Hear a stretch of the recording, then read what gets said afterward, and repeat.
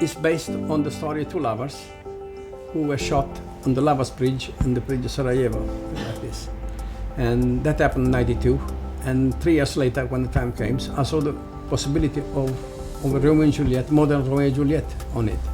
This is a play about war and peace and love and the relationship between them. I have reported something like 18 wars. I've been in the unquiet corners of the world for more than half a century.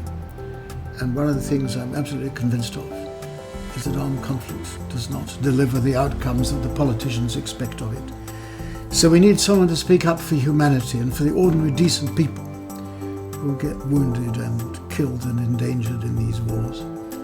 And there are few more powerful ways to do this than through the theatre. Is why Romeo and Juliet? Because it lends itself, because between the Serb and the Muslim, there's a story to be told. The conflict was there.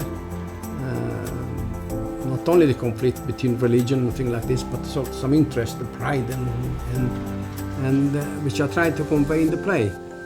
And the drama is there, the story is there, the message is there, and I hope something people learn from it. I was the BBC's principal television reporter during this dreadful war, which started in April 1992, ended in November 1995, and cost 98,000 lives. And I believed then and I believe now that it was an unnecessary war, and I felt angry about it. It was very dangerous. I got wounded in the course of it, not that seriously, and I was there when it began, I was there when it was over. I wrote extensively about it, and I believe it is the most consequential war of modern times. And therefore, because it is about war and peace and the relationship between people in these most dangerous times, I think it's really worth writing a play about. A classic love story, Romeo and Juliet, set amidst the backdrop of Sarajevo and the terrible carnage that took place there, and the ethnic cleansing, which is what the tree is about. And it was just a very human story. I've wanted to be part of it for years, and I just want to do justice to the play for this man. Very good playwright, he writes from the heart, and I can't say enough that's good about him.